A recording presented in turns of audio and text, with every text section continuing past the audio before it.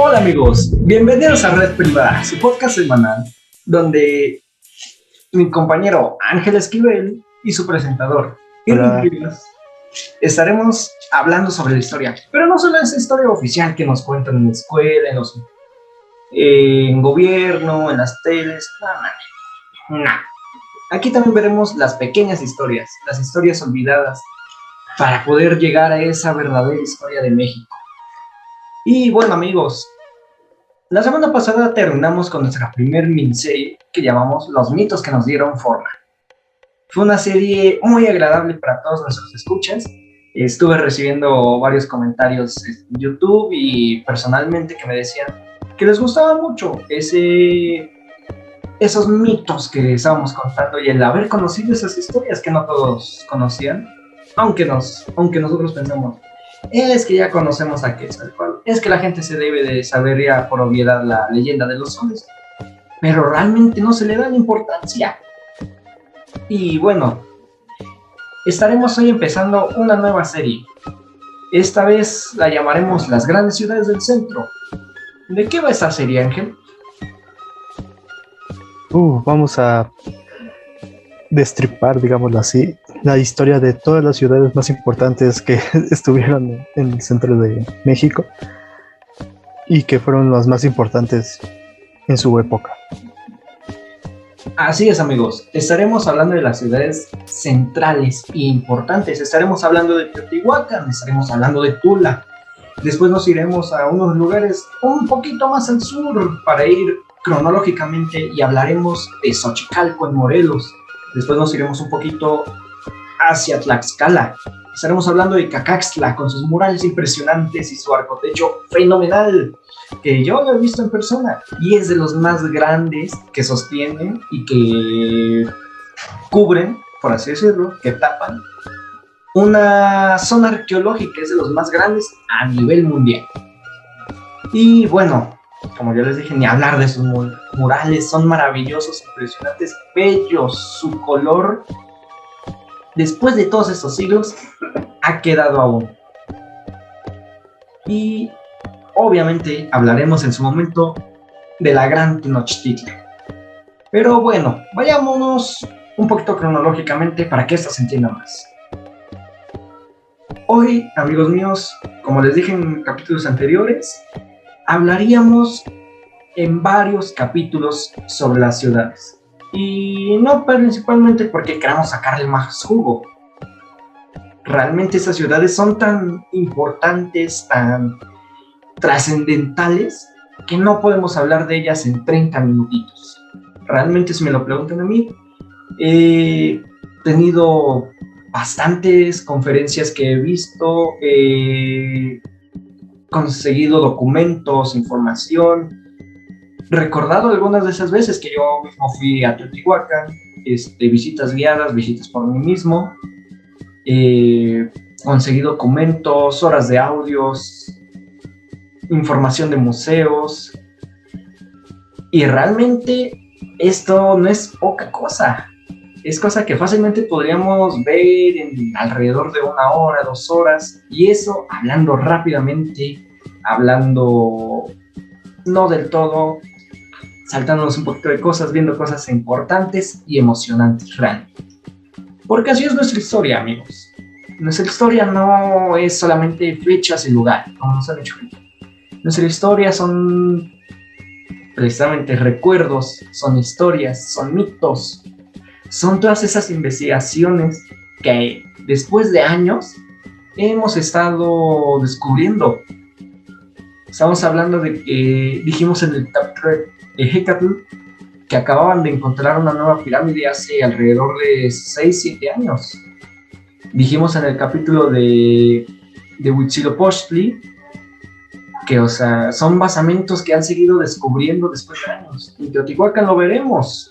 Todas esas excavaciones que siguen al día de hoy en lo que es la pirámide del Sol, la pirámide de la Luna, las reconstrucciones. Pero bueno, amigos, empecemos con el tema de hoy. La ciudad de Teotihuacán. Esta ciudad, amigos, es de las más importantes. La ciudad de los dioses. Hablamos de ella en la leyenda de los 5 soles, pero hoy veremos qué origen tiene, de dónde sale su nombre, qué importancia tuvo, y sobre todo hablaremos de la historia del sitio arqueológico y su descripción. En el siguiente capítulo les estaremos hablando un poquito sobre todas estas historias emocionantes. Y bueno, Ángel, empecemos por esto. ¿Sabes de dónde proviene su nombre? ¿Dónde surgió Teotihuacán? Y más importante, ¿quién se lo dio?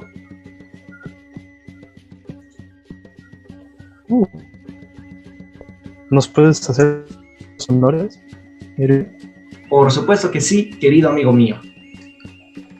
Bueno, el origen de este nombre, y esto quiero hacer énfasis en que lo encontré en páginas verificadas del INAH, que es el Instituto Nacional de Antropología e Historia de México. El origen de su nombre, en náhuatl, Teotihuacán, significa lugar donde fueron hechos los dioses, o ciudad de los dioses. Este nombre se le dio a la ciudad que en su momento fue de las mayores ciudades mesoamericanas en la época prehispánica. Su nombre fue dado por los mexicas, esa tribu que venía de Aztlán todavía no se consolidaban en lo que es la región del lago de Texcoco. En su peregrinaje llegan a esta ciudad, llegan a un Teotihuacán que ya estaba desolado, a un Teotihuacán que tenía alrededor de 400 años despoblada, desde que la abandonaron. Y precisamente, amigos míos, ven todas estas grandes construcciones que a pesar de los años se veían enormes. Era una gran calzada, un templo hermoso a Quetzalcóatl y al sol y a la luna. Y ellos dicen, esta ciudad no la puedo hacer un hombre. Aparte no hay rastros de hombre, aquí hasta Tula no hay rastro. ¿Quién pudo crear la ciudad? Pues nada más y nada menos, amigos míos, que los dioses. Y comienzan a utilizar esta ciudad para, principalmente durante su paso por ahí, la usan únicamente para rituales, para venerar el sol, para venerar a Huitzilopochtli y a Quetzalcóatl. Por así decirlo, le tienen un amor impresionante a esa ciudad. Y realmente, amigos míos, es lo que todo mexicano debería de hacer.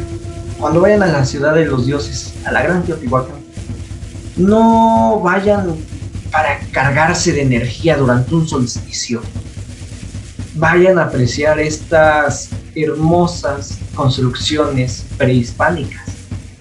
Construcciones que nosotros seguimos viendo hoy en día y decimos, ¿cómo le hicieron? No tenían la herramienta. Y es que solemos pensar, amigos míos, en los mexicanos, que no tenemos gran ingenio, que siempre que vemos pirámides, es que les ayudaron los extraterrestres, es que no los hicieron ellos, los hicieron un dios, es que están así de grande porque ahí hay una energía y se cargan los ovnis. No, amigos, esta ciudad fue hecha por manos mexicanas, manos 100% teotihuacanas. Y los invito a que cuando vayan, vean toda esta cultura, maravíllense, pero no porque vayan a cargarse de energía y a hacer su fiesta. Yo respeto todas estas creencias de que voy a cargarme de energía. Perfecto, ¿quieres darle turismo a la ciudad? Ve y dásela. ¿Quieres visitar esta ciudad de los dioses, que realmente se mantiene con parte de las entradas? Ve y paga tu entrada y entra. Pero no hagas toda una fiesta, no hagas todo un borlote alrededor de la pirámide dejando basura cuando estás en un sitio tan histórico, tan sagrado. Vayan y aprecien esa cultura. Independientemente de que vayan a cargarse o no de energía como ustedes lo quieran, a lo mejor ustedes lo sienten. Yo no he tenido esa oportunidad de sentir una energía intuitiva acá, más que el maravillarme de nuestra propia cultura. Pero vayan y aprecien, respeten esa zona, por favor. Y bueno, precisamente hablando de respetar, es aquí donde ocurre uno de los primeros saqueos arqueológicos de México. ¿Por quién te imaginarías que sería el saqueo arqueológico, Ángel? Por las grandes riquezas que albergaba. Sí, por un poquito de riqueza, pero ¿quién crees que dio el primer saqueo?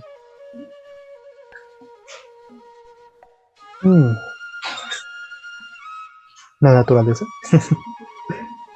No, precisamente. El primer saqueo arqueológico que se da a esta ciudad de Teotihuacán lo hacen los mexicas. Pero cabe aclarar que este saqueo no era por llevarse el oro, por llevarse la plata, por llevarse las joyas preciosas.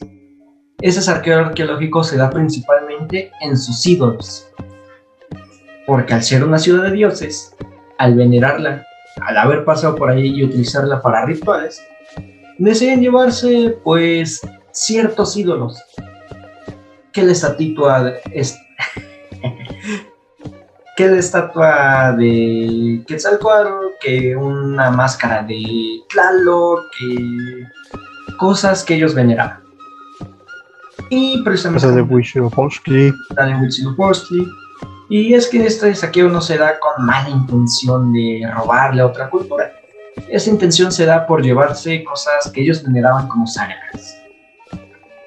Y como les digo, nunca negociaron con ellas. Les daban precisamente la importancia y ese culto. Pero bueno, esta ciudad, ¿de qué periodo es? ¿Cómo surgió? ¿Qué importancia tiene? Pues bueno, esta ciudad es, como ya les dije, los centros del centro urbano más grande del mundo antiguo. Llegó a tener una población mayor, amigos míos, a los 100,000 habitantes. Que si ahora lo decimos, pues sí, parece poco, con los cerca de 7 millones más o menos que tiene la Ciudad de México, con toda la población de Ecatepec. Dicen, es poquito, es lo que es lo que ve uno generalmente cuando va a un concierto, una tocada de Julián Álvarez. Ay, ¿cómo nos gusta desperdiciar dinero? Ay, Vilchis. Pero si nos vamos a los números de esos días, estamos hablando de que había zonas completamente despobladas. Había zonas que no eran completamente utilizadas. Estamos hablando de que la Ciudad de México era a lo mucho la mitad o un tercio de lo que hoy es hoy en día, en cuestión de tamaño. Y el tener 100,000 habitantes, amigos míos, no es poca cosa. Y bueno, esto se pudo dar debido a que están en un valle muy rico en cuanto a recursos naturales. Un valle que siempre que es octubre, amigos míos, enverdece precioso. Un valle con una tierra fértil. Un valle propio para una civilización. Teotihuacán fue una sede de poder de todas estas sociedades mesoamericanas, tanto en ámbitos políticos, económicos, comerciales, religiosos, culturales, incluso científicos, amigos míos. Estamos hablando de que mientras que esta ciudad tenía su máximo apogeo alrededor de su historia, tuvo contacto con civilizaciones como la Xochicalca, tuvo contacto con civilizaciones de Cacaxtla, tuvo contacto con civilizaciones de lo que es el sur de México incluso.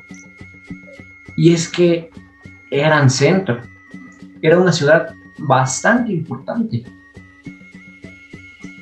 Y tomando en cuenta lo que acabas de decir, también una referencia es de que cuando es deshabitado o ya no ahí existe gente en Teotihuacán, estas mismas culturas con las que convivieron las otras ciudades tomaron esa ruta para todavía seguir comerciando, aunque ya no estuvieron los teotihuacanos. Esa ruta se siguió utilizando. Exacto, amigos. Y es que si vemos realmente el momento de que decae esta ciudad, no se van tan lejos. La ciudad de Teotihuacán está precisamente lo que sería el noreste, no recuerdo bien, amigo Ángel, de lo que es el Estado de México.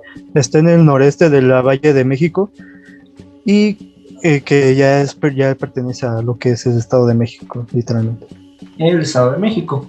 Y si vamos un poquito más adelante, amigos míos, podemos ver que está la ciudad de Teotihuacán, está lo que es San Martín de las Pirámides, San Juan Teotihuacán. Más adelante podemos encontrar pueblos un poquito más grandes como son Otumba de Gómez Farías, como son Nopaltepec, y precisamente después de esos pueblos, de esos municipios, ya estamos rayando con lo que es el estado de Hidalgo.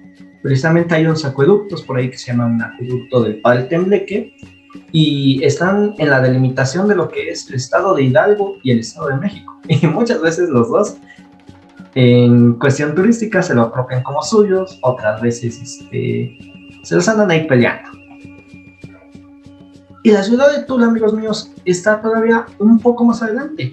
No muy cerca, pero tampoco tan lejos. Por lo que estamos hablando de que siempre trataron de estar en cierto punto dentro de ese valle. Por su riqueza de suelo, por no irse tan lejos de su ciudad, por varios factores. De hecho, uno de los factores que se podría decir que hubo fue de que hubo una sequía. Es una teoría que se ha basado que pudo haber una sequía en ese lugar, en Teotihuacán, y ellos tuvieron que emigrar a otro lado. Entonces, eso también es uno de los propósitos de que algunos pueblos, bueno, civilizaciones, se vayan a otros lados porque hay sequías o tienen problemas de enfermedades o algo parecido. Exactamente, y es la teoría más aceptada. Esta ciudad, como todas, empieza a decaer por la sequía, empieza a decaer por un poquito de manejo diferente del gobierno, por varios factores económicos, políticos, culturales, y principalmente para una sociedad que se basaba tanto en estar en valles ricos en minerales, ricos en tierra, ricos en agua, en estar en una fuente de agua. Este factor ambiental es de los que más pega. Y no solamente podemos verlo en sociedades como la teotihuacana, podemos verlo en sociedades incluso del viejo continente, como son sociedades egipcias, sociedades griegas, romanas, que llega alguna pandemia, alguna desastre natural, alguna sequía, y comienzan a decaer y se mudan a otro lugar para armar otra vez su civilización. Y bueno, esta ciudad se comienza a poblar, amigos míos, alrededor del año 200 o 300 antes de Cristo. Y eso es precisamente de las informaciones más nuevas que se han encontrado. Estamos hablando alrededor de unos 10, 15 años que se ha terminado de estar aceptando esta datación de la ciudad, de que se ha comenzado a poblar lo que es la ciudadela, precisamente lo que nosotros conocemos como la zona arqueológica de Teotihuacán, alrededor del año 200 o 300 antes de Cristo. Esa ciudad está ubicada, como ya les dije, muy cerca del estado de Hidalgo. Si uno toma como referencia la Ciudad de México, está alrededor de hora y media en carro, máximo 2, dependiendo del punto de la ciudad que se encuentre. Está a una hora de lo que, alrededor de una hora de lo que es Tula, y es donde les digo, amigos míos, nunca se terminaron de apartar, porque ya conocían la zona, conocían la región. Estamos hablando de que Teotihuacán no es únicamente la zona arqueológica, es también parte que tenían casitas un poquito más retirados, de ahí que se encuentran algunas vasijas, se encuentran puntas de flechas, se encuentran restos arqueológicos en los pueblos aledaños, como son San Martín, Otumba, Nopaltepec, San Miguel Atepoxco, entre otros. Ajapusco. Y bueno, regresando un poquito a lo que es la historia de Teotihuacán, este pueblo, un poquito después de lo que es su caída, ya hablamos un poquito de lo que es su momento de creación, alrededor del año 200 o 300, que tuvieron durante su mayor apogeo gran conexión con ciudades como son Xochicalco, como son Cacaxtla, tuvieron varias comunidades yendo y viniendo de la ciudad por ser una de las ciudades más grandes de Mesoamérica. Y bueno, a su caída, amigos míos, comienzan a emigrar. Su pueblo va a fundar lo que se conoce como Tula, en el estado de Hidalgo, un poco más adelante, y de los que hablaremos en un capítulo más adelante. Son realmente los herederos de Tula. Después pasan 400 años, llegan los mexicas, la bautizan, y curiosamente ellos, después de que se llevan algunos monolitos, vasijas, cosas para adorar a sus dioses, llegan y dicen: nosotros somos herederos, somos descendientes de los dioses que estuvieron en Teotihuacán.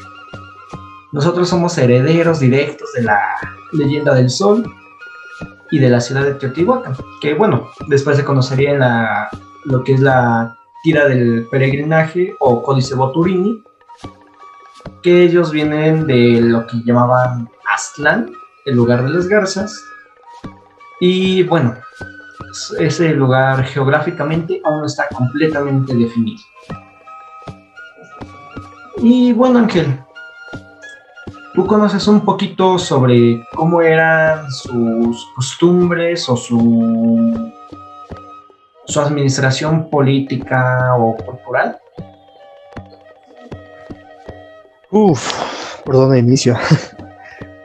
En cuestión de política, se dice que pudo tener una teocracia, o sea que era principalmente administrado por religiosos, que al mismo tiempo también se creó una élite que también administraba la ciudad. En cuestión económica, se podría decir que la agricultura y aparte basamientos de obsidiana para crear armas era lo que más abundaba en esas zonas. Más aparte que como es una zona religiosa,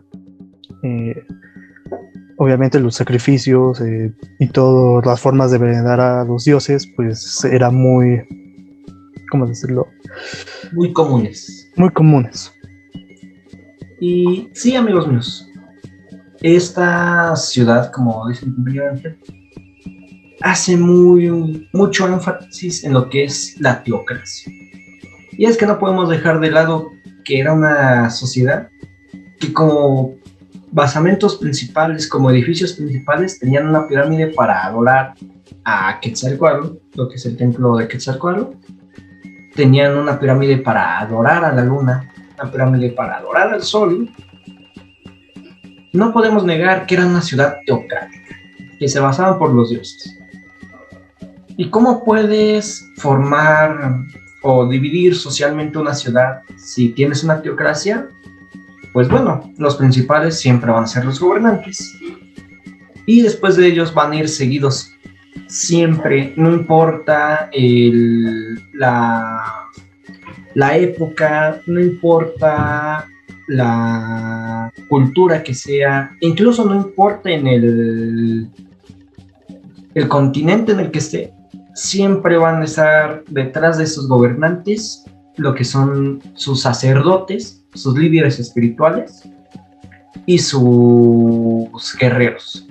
Porque no podemos dejar de lado que toda la sociedad hace una cierta distinción con sus guerreros. Aunque no sean completamente sociedades militares, tienen en gran estima a ese tipo de guerreros, a esos personajes que si alguna cultura nueva llega y quiere tomar control del lugar, va a hacer frente. Y es que ellos, a final de cuentas, se van también por lo teocrático, se van a la teología. Incluso para muchos es el mayor honor morir en batalla. Y esto lo podemos ver, amigos míos. Teotihuacán lo podemos ver en ciudades como Tenochtitlan. Si nos vamos más al sur, lo podemos ver en la cultura maya. Lo podemos ver incluso en ciudades como Cusco, en Perú. Lo podemos ver con los nativoamericanos, lo que es América. Podemos irnos al otro lado del mundo y verlo con las culturas chinas, con los samuráis en Japón. Podemos verlo en Egipto, en Roma, en Grecia. En todas siempre va a estar gobernantes en primer nivel. En segundo nivel van a estar los líderes espirituales y a veces también en tercero. E igual los guerreros siempre en segundo o tercero, dependiendo qué tan militar sean. Pero siempre van a estar ahí, en esos lugares de poder dentro de los 3 mejores, el top 3 de la sociedad. De hecho, tomando en cuenta lo que acabas de decir, en Teotihuacán se ubica también algo que los españoles bautizaron como la Gran Plaza, donde realmente eran templos venerados a diferentes dioses, como el dios de la lluvia, que era Tlaloc, Huitzilopochtli, a diferentes dioses. Y aparte de eso, se encontraba como un gran habitación, que realmente era la casa de los sacerdotes. Y que también se podría decir que había otra donde vivían los gobernantes. Así es, y es que es por eso que es la Ciudadela, este sitio arqueológico, porque tenemos lo más importante, lo más destacado de esa cultura, que son siempre los basamentos a sus dioses, sus templos de adoración, y tenemos lo que son las casas, a veces de los gobernantes, de los sacerdotes, de los guerreros. Y les digo, podemos verlo en ciudades como Tenochtitlan, que en Templo Mayor podemos ver sus dos basamentos su basamento más importante, de hecho. Y un poquito después podemos ver lo que es no recuerdo si se llamaba el Templo de las Águilas o la Casa de las Águilas, que era precisamente para los guerreros águila, que nadie más que guerreros águila podía ver el lugar por dentro. Su nombre es la Casa de las Águilas. La Casa de las Águilas. Y estamos hablando de que si tú eras un macehual común, corriente, como lo estamos hoy en día, pero si tú eras una de esas personas en ese entonces, no podías conocer por dentro, no podías ver más que su fachada, y a veces ni siquiera sabías dónde estaba la Casa de las Águilas. Y hoy tenemos la gran fortuna de que después de tantas excavaciones podemos verla, aunque sea de lejitos, y gratis, amigos. Gratis. La podemos ver parados de la calle, ver la Casa de las Águilas y verla gratis.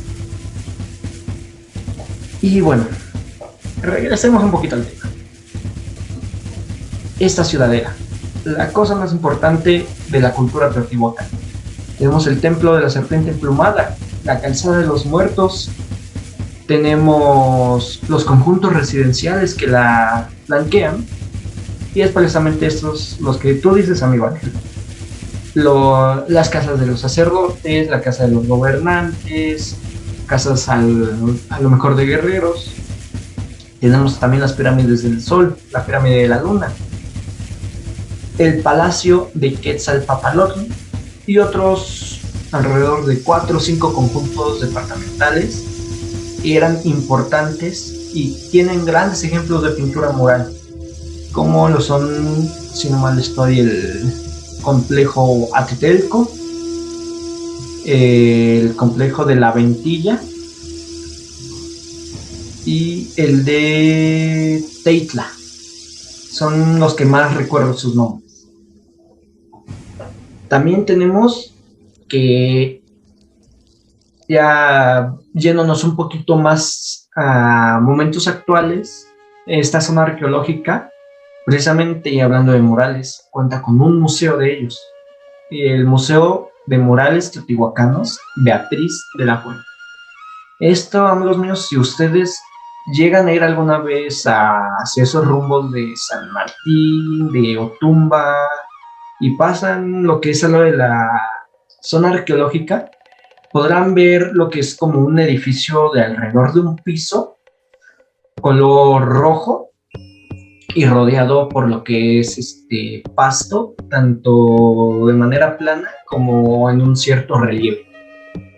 Ese es el Museo Beatriz de la Fuente. Es una sala de exposiciones y está dentro de la zona arqueológica. También tenemos en esta zona que, bueno, esto no es tan conocido, y aquí es donde empiezan un poquito esas historias que les prometimos, amigos. Ángel, comentaste un templo de Tlaloc, ¿no?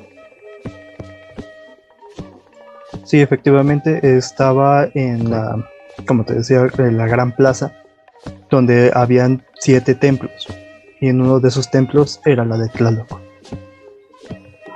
Y amigo Ángel, ¿por qué te imaginas que había un templo de Tlaloc? Además de que necesitaban a Yumi, o de la leyenda de los 5 soles. Pues, tomando en cuenta cómo eran los religiosos en esa época y en la actualidad, pues la lluvia era importante. Entonces, tener a un dios principal de la lluvia, pues, precisamente. Más que obvio.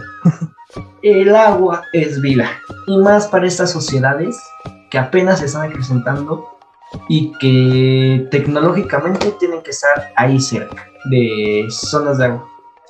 Y amigos míos, utilicemos un poquito la imaginación. Si han ido alguna vez a la ciudad de Teotihuacán, cuando entramos tenemos en esta zona lo que es el templo de Quetzalcóatl, y si subimos tenemos la ciudadela. Ya a partir de aquí podemos ver lo que es una especie de puentecito, como una especie de canal, que no era canal antes, amigos. Este era el río San Juan. Por ahí sigue pasando agua. El río era importantísimo para esas culturas. Y el hablar de tener una ciudadela, casas de gobernantes, templos cerca de un río, necesitaban hacer un templo a Tlaloc. Y aquí es donde se empieza a transgiversar, a desmoronar un poquito la historia. El templo de Tlaloc, Ángel, tú tienes una imagen más o menos de referencia atrás. ¿Cómo cuál te imaginas que es? Como esos pequeños templos, esos pequeños basamentos, ¿no? Pues no, amigos míos. Aquí comenzamos a ver una de las primeras historias olvidadas, una de las primeras historias ocultas. ¿Qué pensarías, Ángel, si te digo que la pirámide del Sol no es la pirámide del Sol? O no era, mejor dicho, para el Sol inicialmente. Sería pues estaría curioso. ¿No? Sería curioso. Estaría curioso porque recordemos que entre más grande era la pirámide, era el nivel de adoración de ese dios. Exacto. Y es que esta pirámide del Sol, sí, es pirámide un poquito para adorar al Sol, adorar a Tonatiuh, pero también era inicialmente para adorar al dios Tlal. ¿Con qué pruebas lo digo? Pues realmente, amigos míos, no lo digo de que me lo haya sacado de la manga, no lo digo por decir con los dientes para afuera. Lo digo por todas las ofrendas que se han encontrado a su alrededor, incluso dentro de él. Son innumerables, son bastantes las ofrendas al dios Tlaloc que se han encontrado. Esto nos da motivos para creer una de dos: o que realmente esa pirámide era completamente para el dios Tlaloc, o que en sus inicios fue para este dios y después, dependiendo de los cambios políticos, culturales, ideológicos que tuvieron, decidieron hacerla al sol. Y les digo, amigos míos, O una tercera, que depende de la interpretación de quien lo cuenta. de quién lo cuenta. La historia es realmente de ese tiempo hecha de pedacería. Incluso es historia oral. Y cuando es historia oral, el que tiene la palabra, el que le está entonando, es quien tiene el control de esa historia. Que a veces nos resulta mal y resultan historias como esas que contamos, como esa que contamos que no es real en el capítulo de Hecatl, o resultan malinterpretaciones como contamos en la historia de los 5 soles, pero no se puede negar la presencia de estas ofrendas a Tlaloc. ¿Por qué? Porque eran muy distintivas de las ofrendas al dios del sol. Cada ofrenda para cada dios tiene como que su algo especial. Tiene sus características específicas. ¿Por qué? Porque si nosotros vamos a ver, no sé, una ofrenda al dios del sol, decimos que pues tiene características que dicen, no, esto es para el sol, para que siga el movimiento, para que pueda estar vivo nuestro sol y nos siga durando mucho. Estas cosas son para Tlaloc y sus Tlaloques. Estas ofrendas son para Ejecatl y sus Ejecatotonitlis. Estas ofrendas son para la diosa del amor, para la diosa del maguey, para la diosa de esto, del otro. Son características. Y es por eso que a veces decimos, o bueno, se tiene el mito de que, es que si quieres que llueva, dale un niño a Tlaloc, porque él es el que le gustaban los sacrificios de niño. Pero si quieres que haya solecito, sacrifica un tlaxcalteca, porque ahí es al que le gustan los tlaxcaltecas, y no los niños, los adultos. Y así con todas las ofrendas de todos los dioses, tienen su particularidad. Y esas ofrendas que están alrededor y dentro de la pirámide del sol eran para el dios Tlaloc. Que sí, yo no niego que se hacían ahí sacrificios de humanos, yo no niego que fueran sacrificios para el dios del sol, pero no nos vayamos solamente con las películas. Nosotros vemos esa película de el señor Spielberg, si no mal recuerdo, la de Apocalipto, que veíamos esa pirámide maya bañada en sangre. Cuando le están sacando el corazón, pues sí había sacrificios humanos, no hay que negarlo, las cosas como son. Pero no era solamente de que todos los sacrificios eran para eso. De hecho, ahí está mal porque los mayas no eran mucho de sacrificios. Eso eran una cultura científica, digamos así. A los mexicas o a los tribus del norte. Y bueno, amigos míos, se nos está terminando el tiempo. Y es que, como les dije, estas dos historias son muy impresionantes, son muy extensas y tenemos que verlo bastante bien. A lo mejor no ver del todo cada año por año, casi todo el periodo. Y ver esas historias que nos enriquecen, esas historias que nos atraen a ver más un poquito hacia el pasado de nuestro México. Esas historias que nos van a quitar la percepción de que la historia es aburrida. No es para nada aburrida, y más si se las cuenta la persona correcta, o por lo menos les da los datos correctos. Porque eso, amigos míos, es un resumen del resumen del resumen.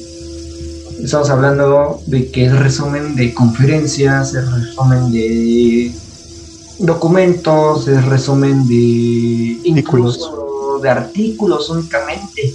ya ni de libros o ya ni de secciones completas del periódico, a veces hasta cachitos de artículo que sacamos, que decimos, ese está comprobado, este es de fuente buena, eso lo podemos meter, como fue con esas ofrendas de Tlaloc.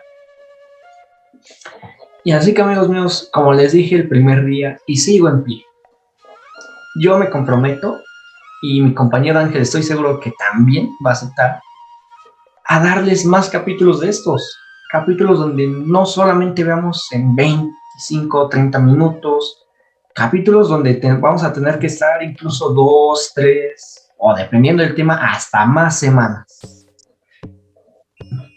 Así que, amigos míos, esta fue una pequeña probada, un pequeño piquetito de lo que es la historia de Teotihuacán. La semana que viene estaremos hablando sobre todas esas pequeñas cositas. Estaremos hablando, les adelanto, seguiremos con lo de la pirámide del Sol, hablaremos un poquito sobre la calzada de los muertos, sobre el momento en el que se mandó a hacer el proyecto de reconstrucción. Estaremos hablando de las pirámides, Sol y la Luna. Y una cosa muy importante, los invito a investigarlas, amigos, desde este momento, los techos de mica. Y así búsquenlo, techos de mica de Teotihuacán. Se van a quedar maravillados con eso. Y, amigo Ángel, ¿algún anuncio que tengamos que hacer? No, ¿o sí? No, por el momento no, amigos. Únicamente hacer el recordatorio. Suscríbanse, búsquenos en YouTube, escúchenos en Facebook, en Spotify, que diga. Síguenos en Facebook. Mírenos en Facebook, en Instagram, como Red Privada Podcast. Pueden seguirme a mí como Irving-RVS-CRZO. Ángel, ¿cómo podemos seguirte? En Instagram como Ángel Esquivel. Como Ángel Esquivel. Y amigos míos, nos despedimos por esta ocasión. Manténganse curiosos, manténganse investigando. La historia no es para nada aburrida. Y ustedes lo vieron con nuestra primera serie de mitos. Es incluso hasta divertida. Es imaginativa la historia. Y bueno, un pequeño comentario que sí me gustaría hacer. Si les gustaron estas secciones de mitos, amigos, escríbanos, mándenos un mensaje. ¿Qué mito les gustaría escuchar? ¿Sobre qué cosa les gustaría que habláramos? Estaremos tomando sus peticiones, porque al final de cuentas, este pequeño podcast que ha ido creciendo día con día es gracias a ustedes. Así que estaremos tomando sus peticiones en cuenta. Incluso posiblemente algún especial desde alguna zona arqueológica o desde algún museo, si es que se da la oportunidad. Y bueno, amigos míos, el día de hoy terminamos el capítulo número 1 de Teotihuacán, la ciudad de los dioses. Ángel, Por el momento. eso no es un adiós, sino un hasta luego. Así que, amigos míos, nos vemos la siguiente semana. Búsquenos en todas nuestras redes, escúchenos en Anchor. Ahí podrán ver un sitio público donde estarán nuestras secciones de Google Podcast, de Spotify, de Anchor, YouTube, Instagram, entre otros. Porque cada vez vamos creciendo un poquito más. Y esto es gracias a ustedes, amigos. Gracias y hasta la próxima.